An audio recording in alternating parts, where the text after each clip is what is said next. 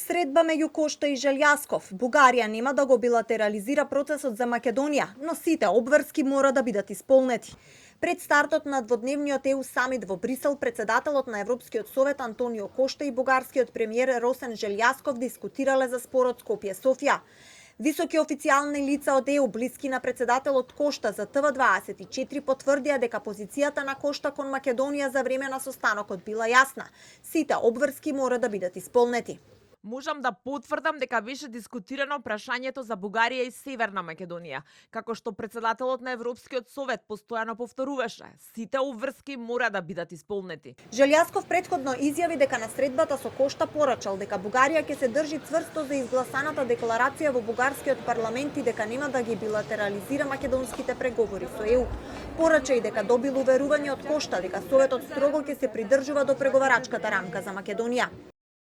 Нашата позиция е в пълен синхрон с изразената позиция в декларацията на Народното събрание от май месец тази година, която позиция дава достатъчно гаранции и на Република Северна Македония за това, че България няма да поставя каквито и да е различни условия и да превръща процеса в двустранен. Според Желјасков, темата за идентитетот и јазикот во извештајот на Европскиот парламент е обид да се одвлече вниманието од суштинското прашање за човековите права на бугарите во земјава.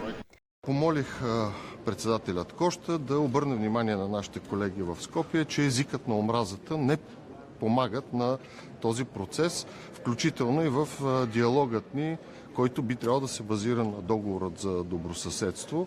И ние като, бих казал, мъдра държава член на Европейския съюз, се придържаме с необходимата доза на сдържаност на нашите емоции и реакции по отношение на, би ги нарекал, тези закачки от страна на колегите от Северна Македония, които може би намират своята основа заради предстоящите местни избори на есен.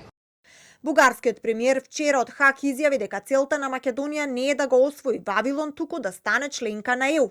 Во исто време, бугарскиот председател Радев пак испрати предупредувачко писмо до европските челници.